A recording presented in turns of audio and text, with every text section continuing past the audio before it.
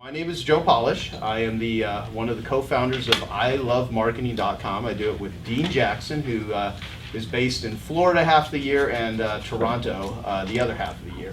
And this guy sitting next to me is Mr. Dan Sullivan. Dan is the founder of Strategic Coach, and Babs, his partner and wife, she runs the company.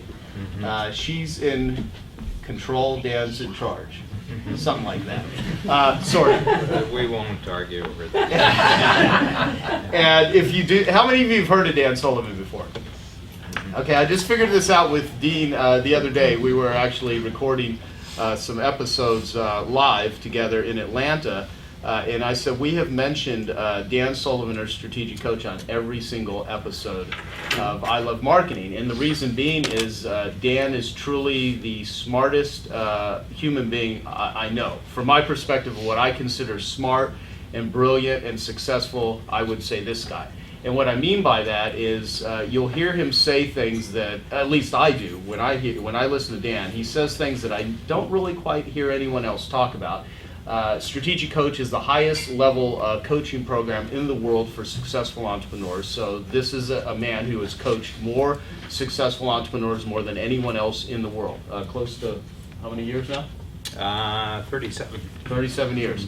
So he's had more discussions with successful entrepreneurs than anyone. And some of the most successful people I know are clients of Strategic Coach. Truly. And you're going to spend some of that time with him tonight. And he's offered to come by here and share some of his thoughts on. Actually, you can share whatever the heck you want to share, because it doesn't matter. What I asked him to talk about, though, is the power of discussions, because he has spent countless hours in discussion groups with people. And really, what we have here is we have a bunch of individuals with a bigger future of getting better at building and growing their entrepreneurial enterprises, multiplying their success, and doing it in the context of coming to tonight, my office, and having a discussion. And so I'd like Dan to actually speak to that. And so that's what I have to say for now. So for if I was to ask you to introduce who you are and what you do, how would you best describe that, Mr. Sullivan? Yeah, well, it's a good question. First of all, I always appreciate enormously the opportunity to be in a group that Joe creates. Joe's just got an amazing ability to create a environment where people can come and learn. And so I appreciate I'm here for the next 2 days with Joe's 25K group, and Joe recommends people into my group, and I recommend people into Joe's group.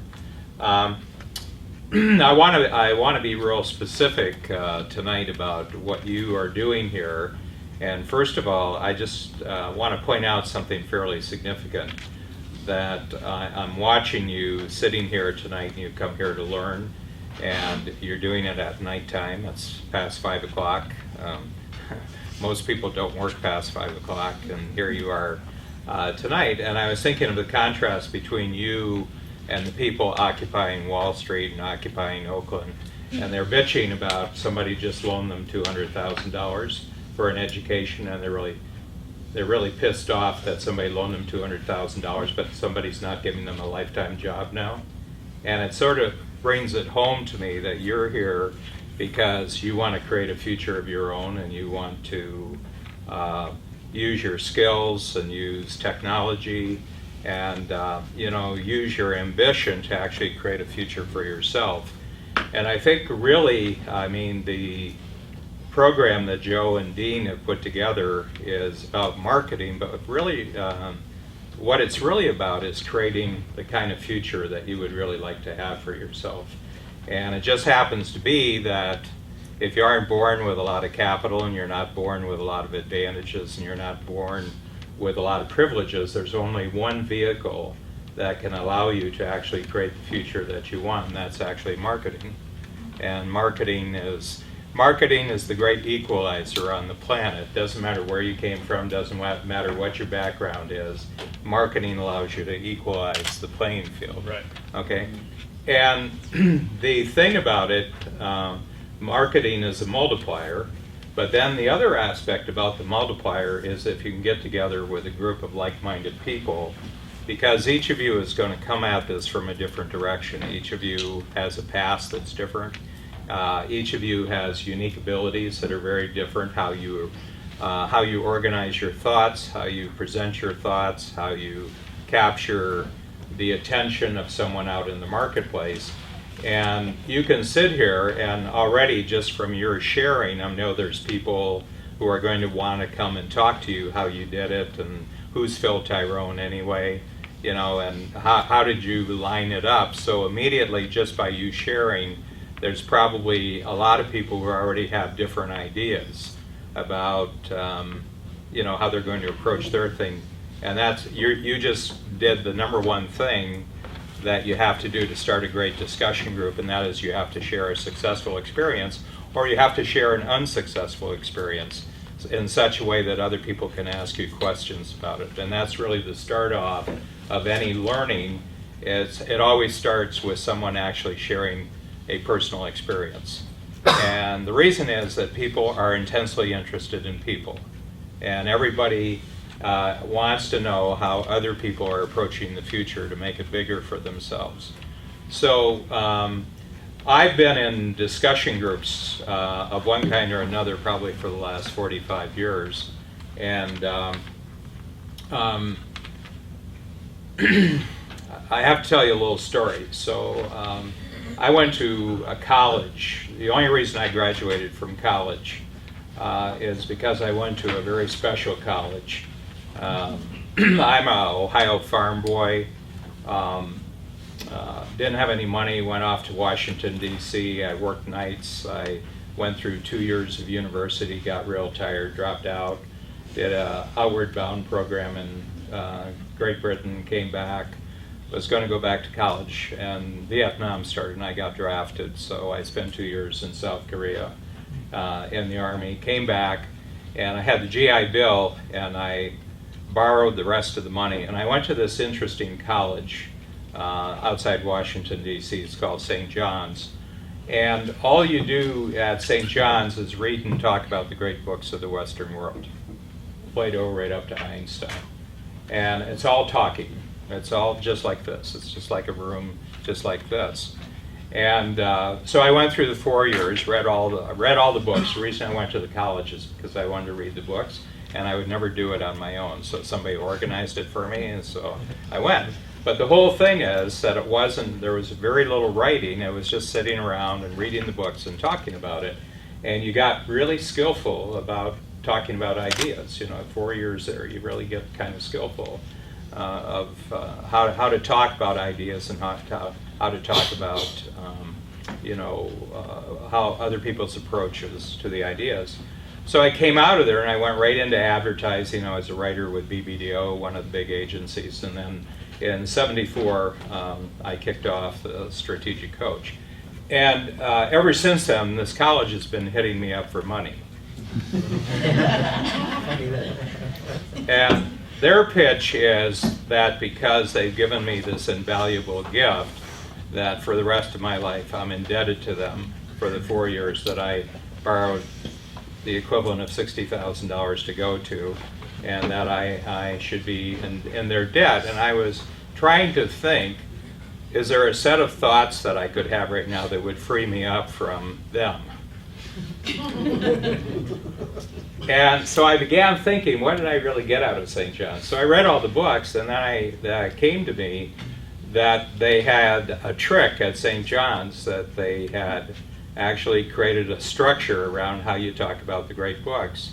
And it consists of 5 parts. And the first one is, to have a great discussion, you have to have great ideas. You can't have a great discussion about lousy ideas. You have to have an idea that really, really fascinates people. Well, Babs and I, on our way to the office and our way home for the office for the past, what is it, a year now, Joe, that you and Dean have been doing it? Or Yeah. Less than 3/4 of a year? Yeah, almost a year, coming up about almost a month and a half. Almost a year. And we just sit there, we're driving to the office, we're driving back, and we're listening to I Love Marketing. And I have to tell you, I've been around marketing and advertising and selling my whole life, and I don't think in one organized package there's greater wisdom, greater insight, more usable suggestions on how to market anywhere in the world that would even compare to I Love Marketing. Two of the brightest people I've ever met in the area of marketing, and it's not theory, this stuff just works. I mean, if you just do what they tell you to do, it works. And, which to me, I mean, you could go to Harvard and study marketing for 4 years, and what you would get is some of the top theories in the world about marketing. Or you could listen to I Love Marketing, and you actually, you can skip the tuition. You can skip the tuition. This is just the greatest marketing stuff in the world. And both Dean and they're very open about the fact of who they've learned from, like Dan Kennedy and all the other great people that you've learned from. So they're very open. Nobody invented the sun, we inherited it from other people. So, but these are great ideas. So if you're going to have a great discussion about I Love Marketing, you got to start with the actual ideas that are in the program. So on an ongoing basis, there's ideas in every single module, every single podcast. But what they've done is that they've actually summed it up there. And this is a phenomenal structure that Dean and Joe have actually created. And there's another structure that goes along with this. And if you think of a matrix, so there's one side of the matrix that has the 8 profit activators coming down the side. And there's another matrix that goes across the top, and that's before, during, and after. So basically you've got the equivalent of 24 ideas. Okay, you've got each of the 8 things before, each of the 8 things during, and each of the 8 things, because each of these. So right off the bat, you've got the potential for 24 great ideas to actually talk about. And the other thing that you really, really need to do is that before you come into a group, people really have to be informed. And that is that you shouldn't really let anybody into a discussion group on I Love Marketing unless they have special dispensation, like the people in the back of the room, unless they've actually listened to the stuff. Because unless they've listened to the stuff, then they're not informed, and they're going to want to make up for their lack of knowledge by talking. You know what I mean? Have you ever noticed that people who are really ignorant want to talk over so people can't really understand?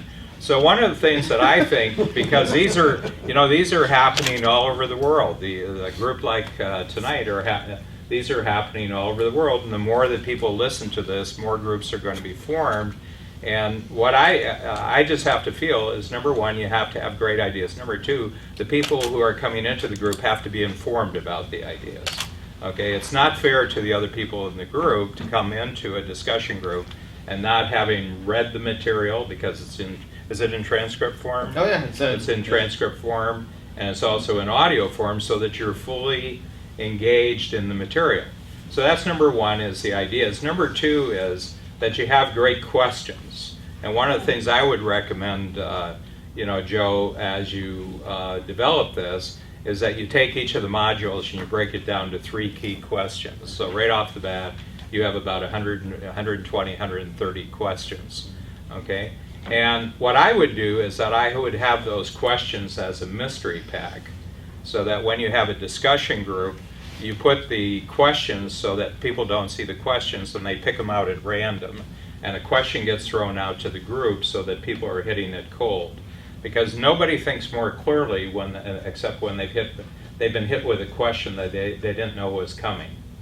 Your brain really speeds up when you're hit. If you have a question and you have a lot of time to prepare for it and think it through, you don't think as clearly, and you don't give as good an answer as if you're just hit with it. So one of the things in doing the discussion, you've got all these ideas, but what you want to do is break the questions down into really good ideas.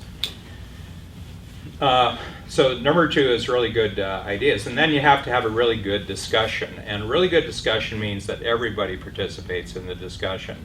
It's not really great if you have like 20 or 20. I mean, this is a big group. here tonight, but I would break in a discussion group, or I would break it down into modules. This whole room, I wouldn't have it entirely just as a whole group. I would break it down into groups of 4, groups of 8, and then everybody gets a chance to talk, and everybody gets a chance to talk about the experience, talk about the questions, what the question means to you, what's your answer to the question, and then you're able to generate a lot of excitement. And then maybe if you broke this room down into what do we have, 40 people here tonight? How many are here? I think about 45. 45. So break it down to 6, 7 groups, and then everybody gets up and they sort of talk about what their group came up with. The big thing here, and what we're discovering, the secret to the universe on the planet, on this planet right here, because we now have the electronic communication capabilities to do that. The key to human progress is distributed intelligence. And what distributed intelligence is everybody's intelligent about something. Everybody's uniquely creative about something. And the more intelligence you can get involved in a discussion, the better. Babs and I have a discussion group in Toronto that we've been running. It'll be 10 years, in about 3 months it'll be 10 years. And these are about 20 of my strategic coach clients. And we have this really neat process, and this is how it works, is that throughout the quarter, up to a particular date, all our clients are looking online, they're reading newspapers, they're reading magazines. And what they do is they'll clip magazines and they'll send them through to us, articles. It has to be an article, can't be too long, but it's on something that they think the other people in the group would be really interested in. And then we take these articles and we pick 30 of them and we form them into a booklet. So we format them as 8.5 by 11 and we Surlox bound them. And we send out a article book, and it usually ends up being about 100 pages. And then everybody reads all the articles, and then we come together, and we do this every quarter. We've done this every quarter for 10 years. It can be about anything. The articles, it can be about anything in the world that interests, that people think that someone else in the group would be interested. But the first thing we do is we have a go-around where everybody gets to have a say. You can only keep a discussion group going if everybody gets a say. If people go and there's somebody who dominates the conversation, it falls apart.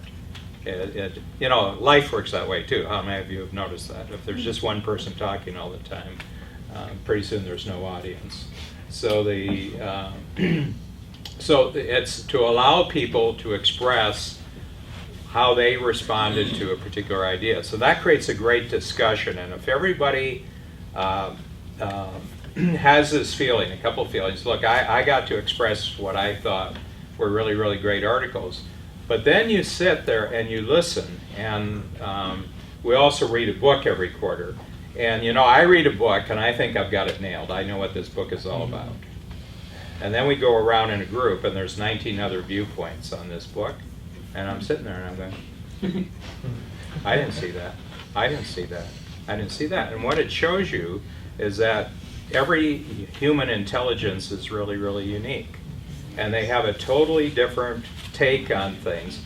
And as you're sitting there, I have my take, but I just got enriched by 19 other takes on the same book, so that my awareness of what this book, all the different dimensions of the book, really mean are just incredibly enhanced. Okay, Joe does this because Joe is a phenomenal networker, so Joe's brain is always being informed by about 50 or 60 other genius intelligences in the world. He's always asking, always talking. And from a standpoint of really learning a subject like marketing, what you're doing, nobody's the expert on this, I have to tell you. I've got a saying in my, Joe always calls me the most intelligent person in the world that he knows, but Joe just hasn't met very many people. But, well, in the area that I like, which is entrepreneurial intelligence, you would be right up there. But I have a rule. I don't want to be the smartest person in the room. I just want to be in a room where everybody's getting smarter. See, and the way everybody gets smarter is by you allow people to really engage with the really great ideas, respond to really great questions, and then you have a really great discussion in which everybody really, really gets to talk about what the idea and the question really meant to them. Okay, so that now we've covered 3. So we've got great ideas, we've got great questions, we've got a great discussion. Now here's the thing that's really, really crucial. You got to have somebody who's a great facilitator. There has to be a leader. You can't just have a discussion and expect that orderly democracy is going to break out. It just is not going to happen. Somebody's going to dominate the group unless you have a facilitator, and there have to be certain rules, and one of the rules is everybody gets a say. But the other thing is you stick with the idea and you stick with the question that you started with. There have to be some rules. There's going to be another discussion group next time. Other people can work at it, but there's a sense of order that actually instills itself, but you have to have a facilitator.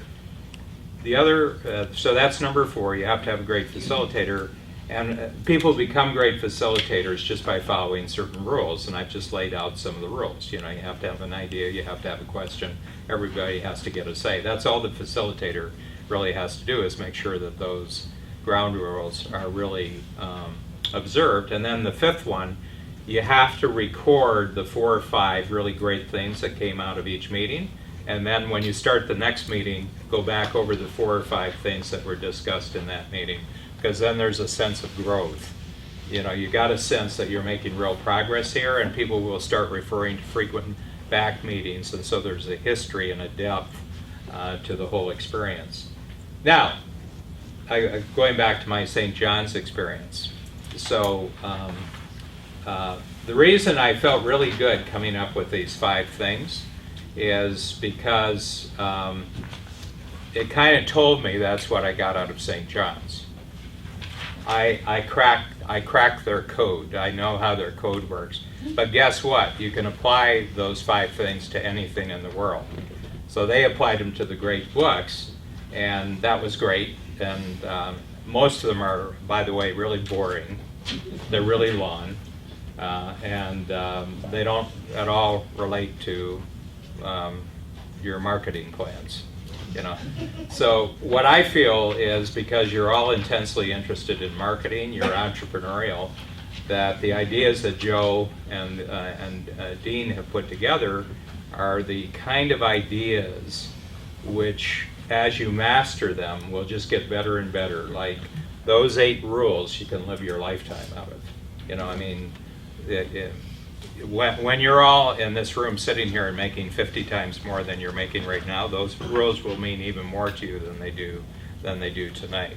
You know, there's just a power to what they've put there, and so that's how you hold a discussion group. Now, we're talking about I Love Marketing Group, but how many of you have great ideas that you could create you know, I'm looking at Kathy there. Kathy has this fabulous company called Z Health, and they have some phenomenal ideas about how the brain affects your body. These are cutting edge ideas and things that we've just discovered about the brain and how it affects the body and how you can heal the body and how you can fix the body just by working with your eyes and working with your inner ear. Babs and I are clients of Z Health. Well, there's some phenomenal ideas, so you could create a whole discussion group around that. There's not a thing in the world that you can't form a discussion group around. You know, I mean, Kevin, you've got some of the greatest ideas in the world about webinars, you know, and how you put on webinars and what's the whole technology and science of webinars. You know, Joseph Janicek, who, Joseph's been in, Joe is one of the most brilliant people in the world about, wealth creation, preserving wealth, creating a future based on wealth. You know, I mean, every year there's a magazine that puts out the top 100 financial wealth advisors in the United States, and Joseph's always right there in that magazine. You know, so Joseph could create a discussion group around really great ideas in the area of wealth creation and wealth preservation, and he could create a group. And the neat thing about it is that, Joe, are you dumber or smarter since you started I Love Marketing about marketing? I'm quite a bit smarter, but it's... Yeah, I mean, when you had to, you've got 44 hours that you and Dean have put together, And I bet every one that you do, you discover things about what you know about marketing that you didn't know before. Absolutely, because this is an area where when I first learned it, I thought early on after I read a couple of books and I thought I really had direct response down. I actually thought I was much smarter then than actually. Like today, I realize it's such an expansive subject matter. There's always new things. There's always nuances. There's always different applications of it. So, and one of the things that you can learn through the School of Hard Knocks. You can learn through the experiences of others, which is a much smarter, more effective way to learn. Or you can even accelerate your learning by teaching and sharing it with other people. So doing this, one of the big payoffs in doing the I Love Marketing podcast is it's just a great vehicle to not only distribute great ideas out into the world, but my God, what it does for my education is enormous. Mm-hmm. Yeah. Yeah, and I mean, I've been in 25K groups. This is the group that we're in. And people have walked in with a marketing idea and Joe's mouth just popped open, because he hadn't heard that one before. I remember when John Benson brought in the video sales letter, which, that was a phenomenal breakthrough in marketing when John created that. And whoa, there's always stuff that smart people out there are coming up with, which are total surprise to all the other smart people in the world. And so if you create a format and a venue where that intelligence can emerge and where people can come up with ideas, and it's all experimentation. None of us have human nature cracked. None of us have how human beings respond down pat. We don't all know that. Human beings are always surprising us with what they want, how they respond to things, and it changes. It changes from quarter to quarter, it changes from season to season. So this is a vast area of discovery, but if you create an intellectual structure, one of the most important things that you have to have in life, regardless of what area of life you're dealing with, you have to have an intellectual structure that actually allows you to sort out your experience when it happens, so that if you master this intellectual structure that Dean and Joe have created, then all the experiences that you're having when you're actually experimenting with marketing and you're going out there and seeing what works and seeing what doesn't work, you have a box to put it in. Was it before the sale? Was it during the sale? Was it after the sale? Which profit activator was it? And all of a sudden, your own experience starts to become extraordinarily meaningful because you have this intellectual structure. So I can see, as you guys continue with the podcast, but these discussion groups start, there's going to be this incredible intelligence that's actually going to form, and there's going to be people out in these discussion groups who are going to come forward, and they've got a slant on things that you've never seen before, you and Dean have never seen before, and they're going to come up with connections that the two of you never made before, but you gave them the intellectual structure so they could have their experiences and actually create the connections. Yeah, it's a fascinating opportunity, and it's something that I love doing. And also, one of the things that me and Dean really want to do is, for lack of a better word, rebrand the way that people think of marketing, because marketing is not respected anywhere near the level that I feel it could and should be. And the biggest obstacle, because there's a lot of obstacles to why people don't get success with marketing. And one of the biggest is they simply don't place enough value on it. They don't quite understand that it doesn't matter how good your product or service is or what it does until somebody buys it. And that there's no relationship, between being good at what you do and getting paid for what you do. The getting paid for what you do is called marketing. And marketing is way beyond just selling something. Everybody markets it. Anyone that's ever gotten a date, you did some sort of marketing. Anyone that's ever gotten anything, all day long, people are marketing. They're positioning themselves. They are presenting themselves. They are persuading or they're repelling people. And because part of marketing is repelling. So part of it, though, is you want the repelling to be your choice, not because you don't know what the hell you're doing. Conscious repelling. Exactly. Exactly. Yeah. So and one thing I like is, thank you very much. And what I'd love to have you speak to, because everyone here in the room, I would consider being in an entrepreneurial results economy. Dan talks about there's the time and effort economy, and then there's the results economy. I'd love to get your perspective on what is an entrepreneur. Where did the origination of the term entrepreneur from John Baptiste Say and all that. I'd love to have you speak to what is an entrepreneur. What do they actually do? Yeah, well, it's really interesting because this is my life, and I personally coach 6,000 entrepreneurs, 60 different industries all over the world, from the youngest around age 22, the oldest is now 83. And so men, women, shy, loud, outrageous, all them ADD. Sort of. Anyway, what was I saying? Squirrels.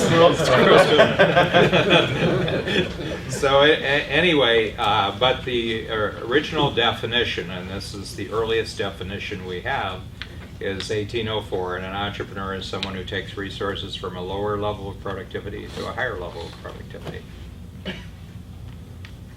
And that's it. So what kind of resource?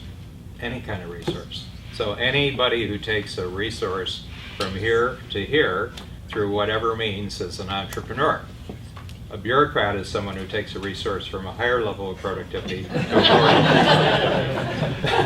lower. So in order to have a lot of entrepreneurs, you have to have a lot of bureaucrats. Anyway, but the essential is that you make things more valuable, you make things more useful, you make things faster, you make things easier, you make things cheaper, you make things bigger. Okay, so that's really the whole essence of an entrepreneur. But the number one thing you have to do is that every entrepreneur, for the most part, like all the people that I have, when they come into the program, they're already successful by the standards of the world. But the vast majority of them got there because they were great salespeople. That it's actually the fact that they were a great salesperson that gave them the confidence to go out and be an entrepreneur in the first place. They knew if they were in front of somebody, they could actually get a check. And not everybody can do that. That's not given to everybody, that they have the confidence and the ability to actually be in front of someone and get that person to write them a check. It's actually quite a fairly small percentage of the human race that actually has the confidence and the ability to actually do that. But what it requires is your presence. So you're limited that unless you can actually be present in front of people to actually sell, then you will become successful. You can become a very good salesperson. You can make a lot of money with sales, but you're limited because you can't multiply yourself. And what the equation is that allows you to multiply yourself is marketing. Okay? Because marketing is everything that happens that doesn't require your presence, but is still making a sale. Okay, and so that's the real distinction here. So a lot of the the entrepreneurs that I have in the program make well over $1 million, $2 million, $3 million personal income, but they're still trapped because there isn't any. They are the brand, and there's nothing bigger than them. There's nothing that actually is bigger than them. So when they're not there, nothing happens. And what they're seeing now, because of the amazing breakthroughs in technology and what we can do to get the message out to the world night and day to many, many strangers, and preconditioning the marketplace to be very favorably disposed towards your value creation proposition, your message. We have this amazing explosion now of marketing capability, so that a single individual with a bright idea and just a desire to create some sort of result of it in the world can actually, with a very small company, actually become a very, very large marketing entity out in the marketplace. These are two guys who get on the phone, and basically they've created a worldwide movement called I Love Marketing. Well, you couldn't do that 20 years ago. You couldn't do it 10 years ago. The technological means were not there to multiply themselves. So you're hitting this. I notice that a lot of you are not as old as I am. And the beautiful thing about this age right now is that you're hitting the sweet spot in history right now for individuals being able to multiply themselves. But you have to have an intellectual structure for doing it. You can't just go out there willy-nilly. There has to be a process. There has to be a structure. So that's really what I'm seeing now. And that's all pure entrepreneurism, what we're talking about here. And I'm quite a student of history, and a lot of people who know me know that I really love history, and I draw tremendous lessons from history. But what I feel right now in the United States, I live in Canada, by the way. I'm from the States, but I live in Canada. I've lived there for 40 years with Babs. And it's actually interesting living in another country for more than half your life. That isn't too far away from the United States, because you get to appreciate that the United States is really crazy. It's really a crazy country, I mean? And what I mean by that is that everybody's always coming up with something new that's going to disrupt everybody else. There's a real disruptive quality about American culture. And I think it has a lot to do with the marketers, but more than that, I think it has a lot to do with consumers. I think the reason why the United States is the #1 economy in the world, and by the way, always will be. All this talk about China and everything like that, it's very interesting to sell newspapers, but it ain't going to happen. If you go outside of somebody's capital city and they're still shitting in a hole, they're not competition. Get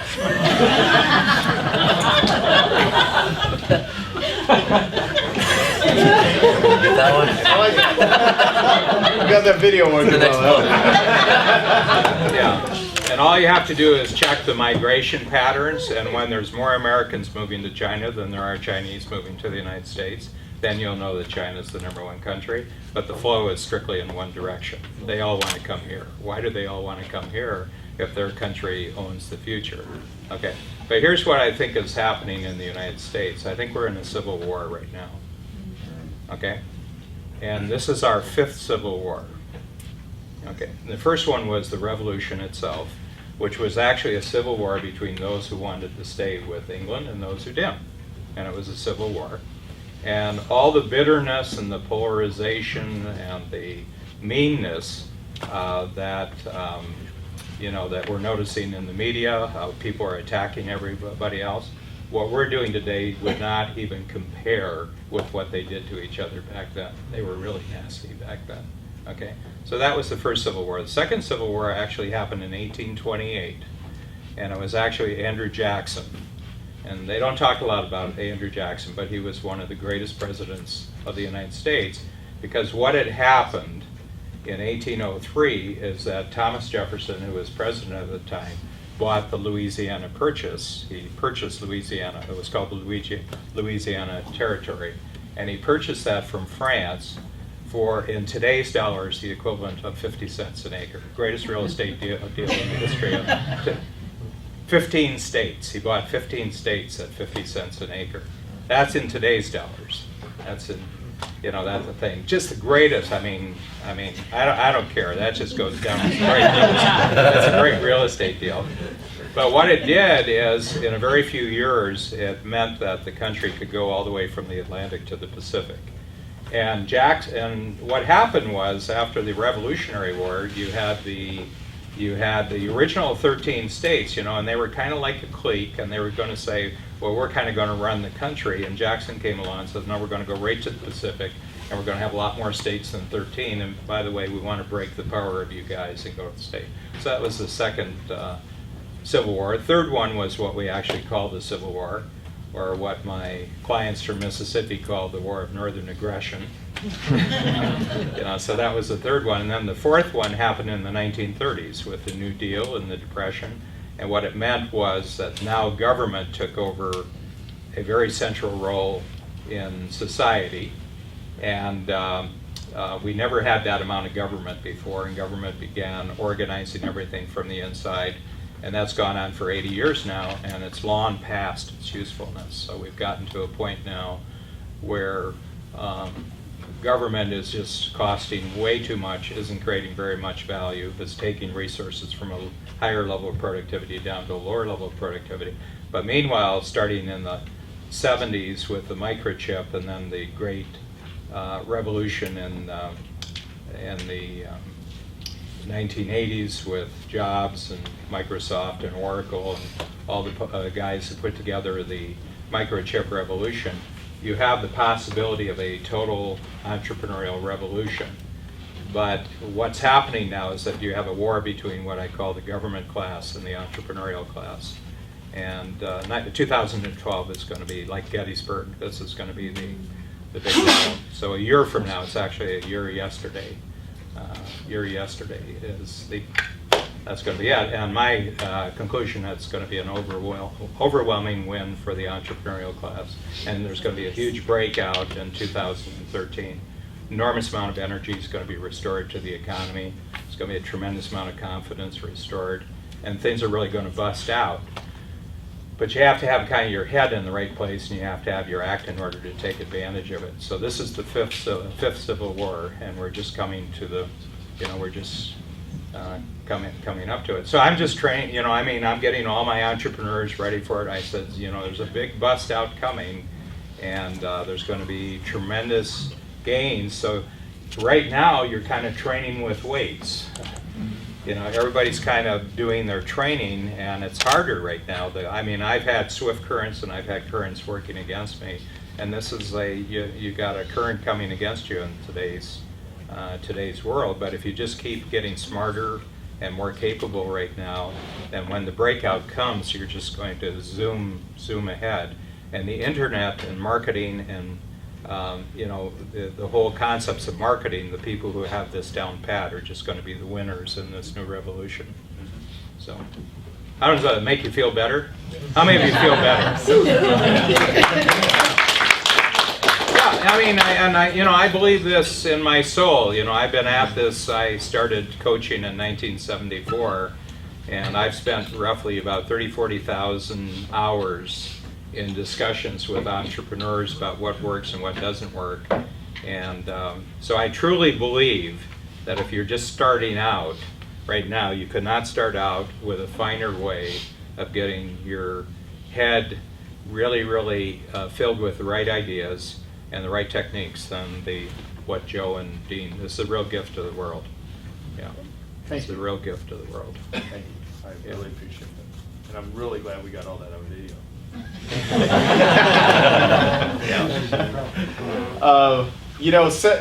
Since you are here, I want to take an opportunity to ask you a couple questions that are more bigger picture thinking. And how would you? What is capitalism? Because there's a lot of anti-capitalistic people that every entrepreneur here encounters on a daily basis. It gets distorted. People like parasites like Michael Moore, pervert the whole term. I hate those guys. Yeah. What is capitalism and why does it get attacked? Well, it's really interesting, and actually what you do for a living is the perfect example of capitalism. That what capitalism is actually an ever-increasing system of greater cooperation among strangers. It's an ever-increasing system of greater cooperation among strangers. Okay, so think about internet marketing, how much that's an ever-increasing system of greater cooperation among strangers. It's pure capitalism. What you guys are into is just pure capitalism. Okay. The reason why capitalism has a bad name is because it was named by its enemies. Capitalism actually isn't about capital, it's about cooperation. Okay. Give you an example. What's your name, by the way? Patrick.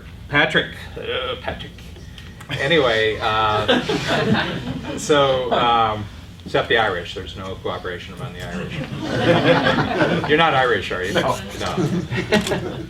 You've heard about Irish Alzheimer's? No. They forget everything except the grudges. Anyway, any Irish people here? Well, now you have a grudge. Have something about a grudge. My name's Sullivan, Daniel Sullivan. So there's some Irish there. So here's the thing. Just kind of look at what you did the other day. So first of all, it was cooperation between you and Philip. Correct. Okay. Were you strangers before that? Yes. Yeah. So there's two strangers get together. They create a product that goes way beyond both of them. You do it for your reasons. Phil does it for his reasons. But both of you now get a much bigger result because you cooperated. Okay. But now you post it on the, it's online, right? Correct. You put it online, and now it's going out to a whole bunch of other strangers, okay? One of them calls you up and immediately says, I don't like what the other guy's doing, I love what you're doing. He brings his, now you got another two more strangers cooperating with each other. You see, Right. it's all strangers. You see, you can't grow the economy if you're only working with your friends. Right. Yeah, no, it isn't. And in most of the world, you can't do business with except people in your family or your friends. I mean, the entire Arab world, why it's sitting in the 16th century as far as economic development, is because you can't trust anyone outside of your own family. And the amazing thing about the United States is you, generally speaking, you'll take a risk on almost anybody. I mean, we will. I mean, it's an amazing, trusting company. But part of the reason is we've got a legal system that if you don't do what you say you're going to do, we're going to put your ass in jail. No, it is. There's recourse. There's recourse in the there's recourse. There's consequences in the system, or you'll get blackballed. You'll just get a bad name. I mean, in the internet world, it's very easy to get blackballed if you don't live up to your promise and you're not trustworthy. Okay, you get a bad reputation. Zip. I mean, Google will just eliminate you from the known universe. Yeah, if you don't do the right thing, and that's what you need. There'd have to be some real high penalties if you're living in a trust community, because if somebody breaks the trust, if they don't deliver on what they say they're going to deliver on, if they don't follow through, there's got to be some really severe consequences to do it. But the whole system is based on constantly expanding the system of increased cooperation among strangers. So if you think of building a list, that's what building a list is. Building a list is constantly adding to the number of strangers who you are getting to know and who know about you and know about your value, and then increasing the possibility and the ease with which they can cooperate with you. And do that. So that's capitalism. That's great. That's just great. Capitalism. Awesome. Yeah. So, well, let me. I've mentioned this many times, and over the years, I talk about difference between selling and marketing. And those of you that have never heard me say this, selling is what you do when you're on the phone or face to face with somebody. Marketing is what you do to get yourself on the phone or face to face with them, or on your website, however you want to position it. So that people are pre-interested, pre-motivated, pre-qualified, and predisposed to give you money. And so marketing is selling in advance. And if you do your marketing right, selling becomes easy and ideally unnecessary, because you have accomplished so much of the rapport building in an ELF manner, easy, lucrative, and fun, versus a half manner, which is hard, annoying, lame, and frustrating. So basically, like you were saying earlier, it doesn't even matter if someone's making millions of dollars. They're still limited if they're the guy or gal. And so no matter how great of a salesperson you are, you're limited by the clock. However, the first job of the entrepreneur is to go out and get checks. And if I had not had the ability to sell early on, which even I remember when I was really, actually, I don't really remember it. I was just told this, but it was probably true. When I was a little kid, my father he was a locksmith, and he had a locksmith shop, and he used to prop me up on the counter, and I used to smile, and I was smiling all the time, and I was crying inside. But anyway, I would smile, and people would like come up and give me money. I mean, whatever. My sales pitch was just It's still smile. working. Exactly. It's amazing how long you can drag this shit out. That's the fundamental structure of your life. Why'd you take all those drugs? You had it down pat. That is common. And then when I used to sell newspaper subscriptions door to door, I mean, I used to use a sympathy plea where it's like, I want to win a trip to Disneyland. And however, as I become an adult, I really, the fact is, making the sale one time, the transaction is one thing, but the relationship is far more important because there's more money to be made in relationships than there are in transactions. And so, people that don't respect selling and even see themselves as salespeople have a really difficult time transitioning into becoming a great marketer. So one of the first things that you need to know how to do is you need to sell. And so and Gary Halbert had this great way of breaking complexity down, as do you. And he said there's three things you need in order to sell. You need a product or service is the first thing. The second thing is you need a sales pitch. And the third thing is a delivery system. And what I learned is that most people in business, including myself, before I actually learned direct response marketing, which is the type of marketing that I Love Marketing is all about. Direct response meaning instead of just getting your name out there, which is what brand building, image advertising, institutional advertising, most of the advertising and marketing they teach in college is about getting your name out there. Direct response is about getting your name out there and getting a response back. And so when I first started learning this, when Gary said, there's three things you need a product or service, you need a sales pitch, you need a delivery system, most business owners focus on what it is they sell, their product or service, and how do we tell other people about it? Do we do that through the Yellow Pages? Do we do that through TV or radio? Do we do that through postcards, direct mail, the internet, social media, Twitter? I mean, mobile marketing, whatever. But if you have a lousy sales pitch or a lousy marketing message, you're just going to be delivering, not that effective of a message. And so part of great marketing is being able to tell the story, communicating it in a compelling manner. And no matter how many times I would tell people that, I would find people constantly having like this negative perspective of selling, like selling's a bad thing. And so one day I asked Dan, it was probably like 5 or 6 years ago at this point, I said, Dan, what's your definition of selling? And he rattled off, Eunice, since you have the most beautiful handwriting on the planet, do you mind writing it up here for me? Eunice, my wonderful assistant of 16 years. Can you believe this? Boss. Yeah, my boss of that was good. All right.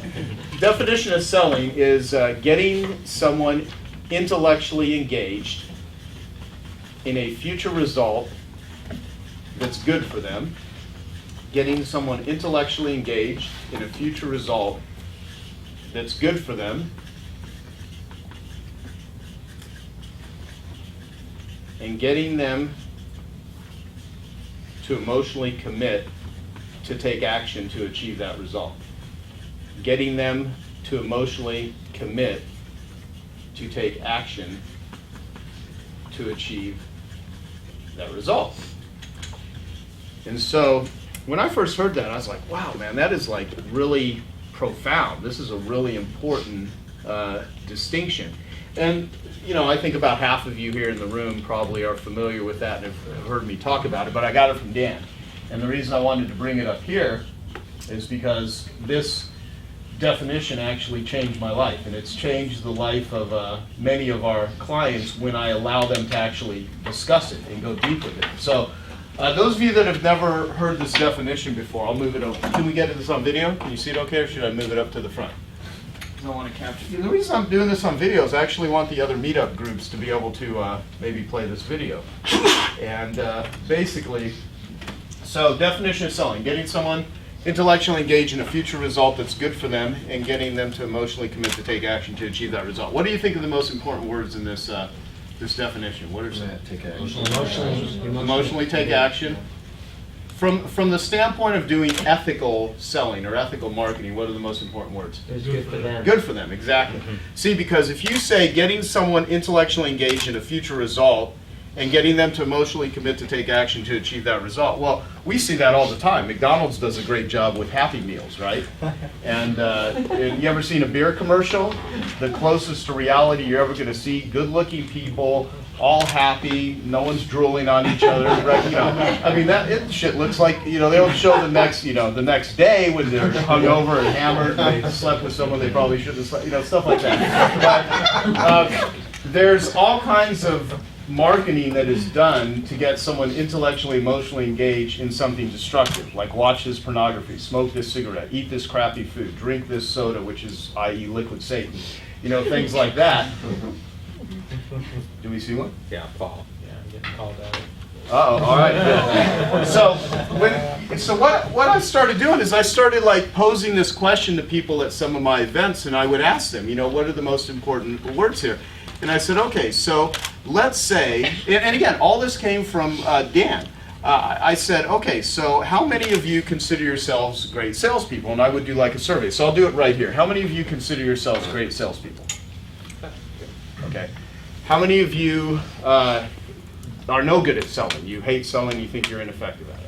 Okay. And there, thank you for even because there's more people that feel that way, but they're like, well, what's going to happen if I raise my hand? Sort of thing. So how many of you sort of had that feeling? What would happen if I actually raised my hand? Like, how many of you are capable of being honest right now?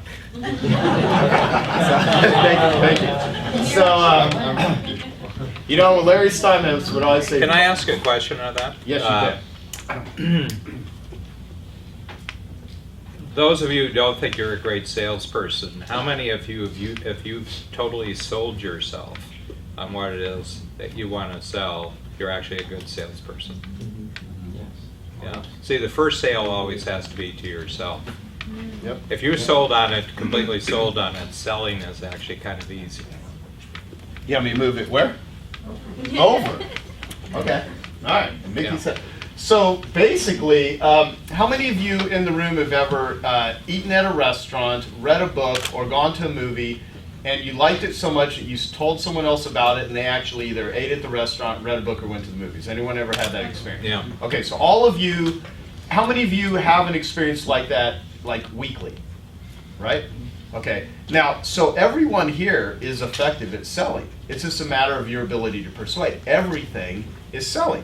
And so the bigger question is if you actually, how many of you have products or services, whatever it is that you sell, whatever your entrepreneurial endeavor is, how many of you have something that creates value for other human beings? Okay. And how many of you feel that you would be able to impact the world in great ways if only you were to engage intellectually and emotionally more people into that bigger future which involves your stuff? Okay. So what is the vehicle? How do you do that? Is it marketing and selling? That is the only vehicle. You can sit and, you know, you can read The Secret and you can wish and hope and dream and all that. You know, maybe to a certain degree, you know, intention and all that's good. But, you know, getting off your ass and actually communicating something. I went to a restaurant once and there was like a little sugar packet. And I don't know why, I have a weird brain. I remember certain things and many things I don't. And there was a sugar packet and it had a little caption that said advertising. And the quote was, he who has something to sell and whispers in a well is not as apt to make the shiny dollar as the guy who climbs a tree and hollers. And I thought, that's pretty cool. You know, because if you have something to share with the world, you have to get it out there. You got to put your message out there. And the way that you do that is you sell. And so part of it is first off, really having a true respect and appreciation for selling. And salespeople are looked down upon by bureaucrats and by corporations, and in many cases, people love to be sold, they hate to be pressured. And so people confuse, you know, manipulating somebody in a bad way with selling. how many of you have ever had a friend, be it a family member, someone that was in trouble or was going down a path that really wasn't all that good for them? It could have been behaviorally, it could have been buying something that you had a bad experience with, that you really stepped in and you started saying, talking to them, listening, doing whatever you needed to do in order to persuade them. How many of you have ever done that? Okay, so when you think of some of the greatest salespeople in the world, who comes to mind? You. Me. Children. Children, yep, exactly. Exactly. Is there any You can never individual? say no to a child. Name some individuals that you think of as, like, when you think of a salesperson, what's the first person that pops Steve in? Jobs. Steve Steve Jobs Jobs, was probably yeah. one of the St. greatest. Paul. Jesus. St. Paul, Jesus. Jesus, yeah. Billy Mays. Willie Mays. Billy Mays. Billy Mays, I thought it was Billy Mays. He was very Yeah, intelligent. yeah. Yeah, Billy Mays. Yeah, he was awesome. Walt Disney. Walt Disney, Yeah. yeah. Was Gandhi a great salesman? Absolutely. Mother Teresa? Yeah. Martin Luther King? Yep. Clinton? Yeah. Okay. Now here's the thing. Was Hitler a great salesperson? Yeah. Yep. Now he got people intellectually engaged in a future result of murdering people. However, he was persuasive. So you see, it's not the selling or the marketing that's bad. It's the application of it. Marketing is like a gun. You can use it to go out and hunt for food, or you can use it to rob people. And unfortunately, people have a negative connotation towards it because everyone's had an experience where someone talked them in this. It's like the used car salesperson sort of belief that someone has. You're going to walk onto a car lot and some shark's going to come after you. However, every great thing in life, every innovation would not exist if someone was not incentivized for selling it. And so the carpet, the shoes, the clothes, the lights, the internet, all of that exists because some salesperson out there, some entrepreneur, was taking resources from a lower level of productivity to a higher level. And my way of being entrepreneurial is actually making people more capable in the area of marketing so they're more effective at communicating, and therefore the way that I can impact the world is I just help people that already have great products and services to actually use more effective means of marketing and communicating it, and that's what I Love Marketing is all about. And more than anything, I would love to have everyone, even if it's just like 5%. If you had a 5% more appreciation for marketing, how much would that change your income? How much would that impact the way that, let's think about that. If you increased your marketing capabilities by 5%, just 5%, I'm not talking doubling, tripling, quadrupling, 5%, what do you think some of the benefits would be to your current business or your life right now? Anyone? What do you think? More referrals. What's that? More referrals. More referrals? Okay. What else would happen? Better clients. Better clients? More Yeah. fun. More fun, yeah. Connect with more strangers. Connect with more strangers? More results, more cash. Yeah, more cash. Yeah. It'd be exponential. I mean, 5% in that would grow. in all Compounded. directions, yeah. It'd be compounded. Yeah. Exactly. And so see, this will, marketing is not an event. Sales is not an event. It's a process. And just like learning, there's only so much that we can cover on one episode of I Love Marketing or one I Love Marketing meetup group. But if you make the whole process of developing your skills as a better marketer, things are going to continually get better and better and better because it really is about consistency.